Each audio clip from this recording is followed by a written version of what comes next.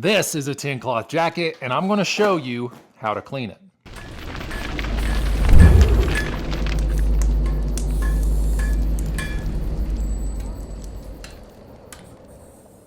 Before we get into it though, I want to thank the sponsor of today's video, which is thehiddenhomesteadstore.com. At thehiddenhomesteadstore.com, we sell beard oil. Now, what makes this beard oil different than other beard oils? Well, if you look at the ingredient list of many beard oils that are out there that you can find, basically it's synthetic motor oil that you're putting on your face. If that's your thing, that's cool.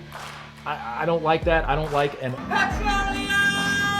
byproduct going on to my face to moisturize the things that needs moisturized. I prefer all natural ingredients, and that is what I put in my beard oil right here from thehiddenhomesteadstore.com. So we've got 3 different fragrances and 1 unscented called Neat. How neat is that? The 3 different fragrances are Sweet Bourbon, Deep Woods, and Old Reliable. Now, if you're trying to decide which one you might want, some females has dubbed Old Reliable the panty dropper. I just do with that information what you will. Anyway, if you're interested in getting yourself a bottle of all natural beard oil, check it out at thehiddenhomesteadstore.com. And if you use discount code HiddenHomestead, you'll receive 10% off of your order. Thank you, thehiddenhomesteadstore.com, for sponsoring today's video. Now, back to the show. So I did 2 different videos a few years ago going through the process of making this tin cloth jacket. The question that I got asked most was, how do you clean it?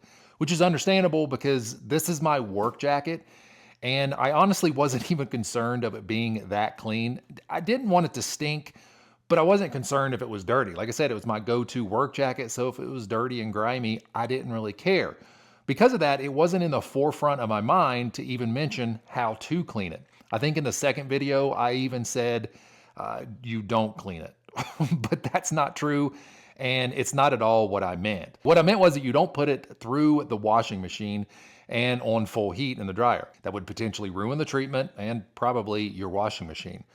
So if you can't wash it, how do you clean it? First, let's talk about what this mixture does to the fibers of the jacket. When you properly treat the jacket with the wax and oil mixture, you're impregnating the fibers themselves.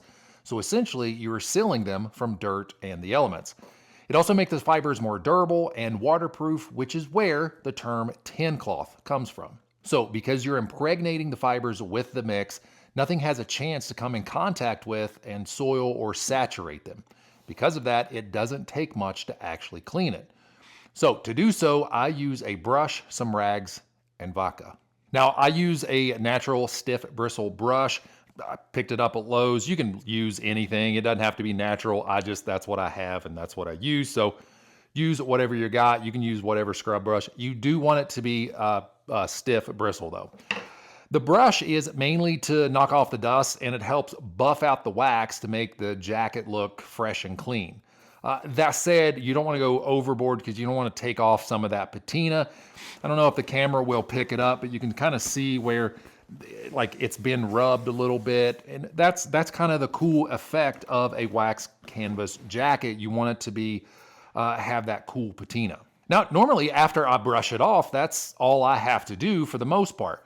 But one viewer actually asked, what do you do if you get poo-poo on it? Well, that's a good question, and where the vodka actually comes in. Poo-poo is pretty gross, and you don't just want to smear it around with the brush.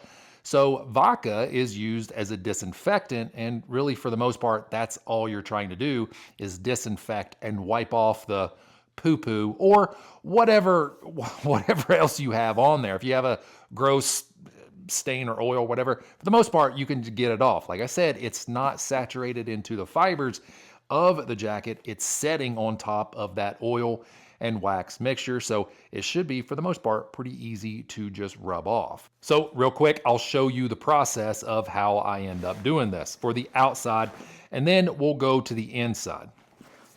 So we're just going to take it. For me, the jacket itself really on the outside isn't that bad. Of course, this is a work jacket. Yours probably won't be nearly this dirty. Mine really isn't that dirty to begin with, but there's a couple things you can do. First, just take a rag. This is just an old t-shirt. Grab some water and just wipe off some of the excess nastiness. A lot of it's going to be down here where the crinkles are, you know, around, maybe around your elbows, the cuffs, down around your waist. And I'm just kind of wiping off some of the excess.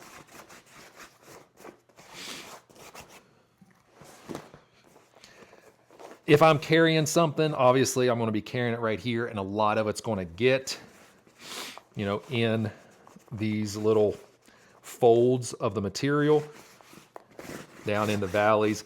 But again, it's not that dirty to begin with, at least for a work jacket, I suppose. That's pretty good. And honestly, so at this point, once I've kind of wiped off the dust, basically, you know, all right, so right here in the cuff, there's a little bit. I'll just grab this rag, wipe this down. Something else you can do is, if you have, you know, you have your brush, you can get it a little wet. It's not going to hurt anything. Just get it a little wet and scrub some.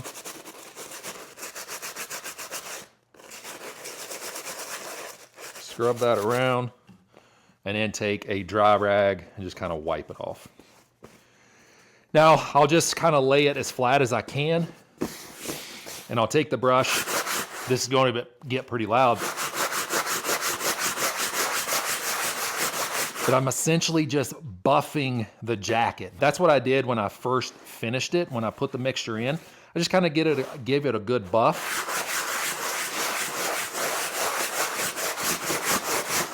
And again, that's going to kind of get everything, you know, de-dust it, I guess. If there's any chunks of mud or whatever the case may be, for the most part, this is going to take care of it. Now, right now, you can definitely see now, like right here, there is, because just, you know, carrying stuff, there's quite a bit of grime right here. And what I'll end up doing, I could just take and get this wet.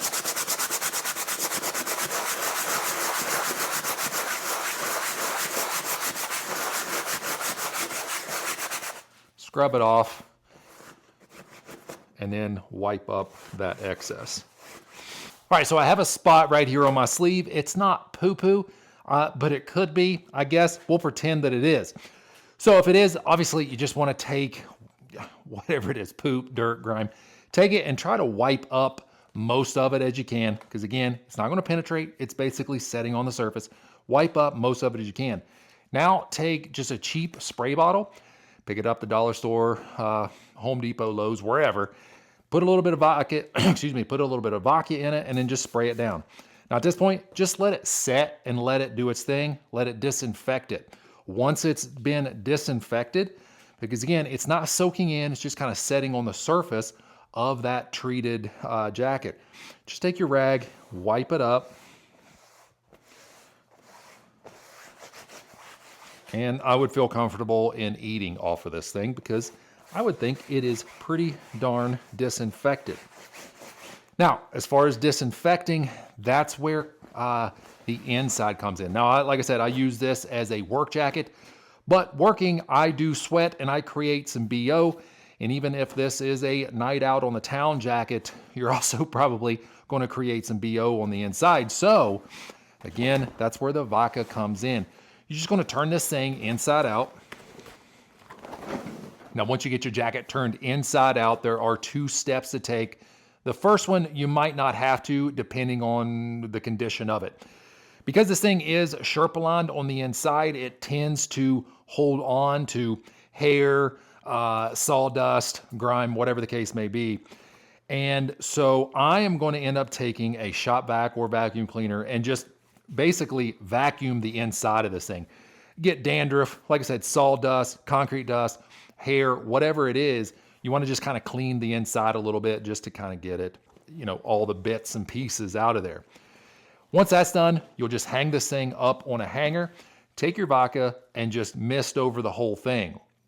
Don't put so much to where it's dripping, but you do want to kind of saturate it good enough that it's going to get into the fibers on the inside, the material, and disinfect your stinky BO.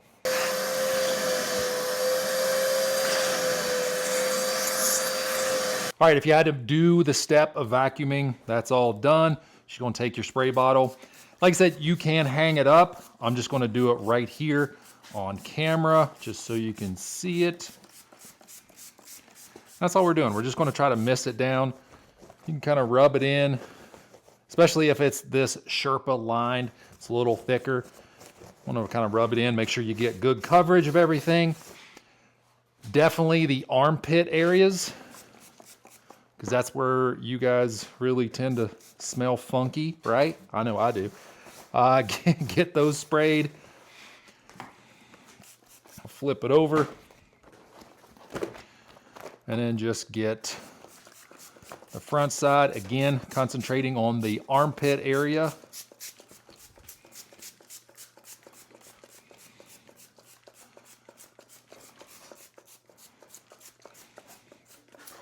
And that's it, pretty good coverage.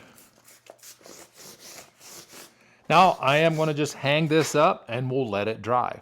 Now at this point, if you've not already commented, I'm sure you're going to, and ask, why not just use regular rubbing alcohol? It's a higher... I was wondering the same thing. It's a higher percentage and it's cheaper than vodka.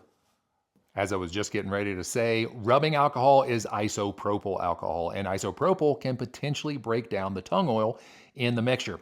Even if you were using a different mixture other than the one that I provided in those videos, if it had some sort of oil or even certain wax, that isopropyl could potentially break that down. Of course, this will lower the effectiveness of the treatment and you'll end up missing out on a lot of the benefits of having it. You certainly don't have to use Tito's. That was just one that I had, and even... No, that was mine. You got it out of my side of the liquor cabinet. I'll buy you a new one. While even the cheapest vodka is a little more expensive and less concentrated than rubbing alcohol, vodka is an ethanol and won't harm the mixture like an isopropyl will. Plus, it's not as harsh on your skin as isopropyl is, so just use ethanol. So it's more better. Yeah, it's more better. Anyway, hopefully you guys got something out of this video. If you did, hit that thumbs up button. If you didn't, leave a comment below and tell me why I'm so dumb and how I could make this channel better, because I'm stupid and you're smart. Like, comment, share, subscribe, all those cool things. If you could do that, that'd be great, because that helps the world go around, at least my world. And I would really appreciate if you help my world go around. To the Patreons, thank you guys so much for everything that you do for the Hidden Homestead. You guys rock, and I love you for it. I think that's all I got for you guys. Peace out. Talk to you later. This 10 clap. I did a two... Crap. Now, I already did 2 different videos. God. Why is this so hard? No, I already... Making this 10 clap. There's going to be so many bloopers on this. Jeez Louise, I'm retarded.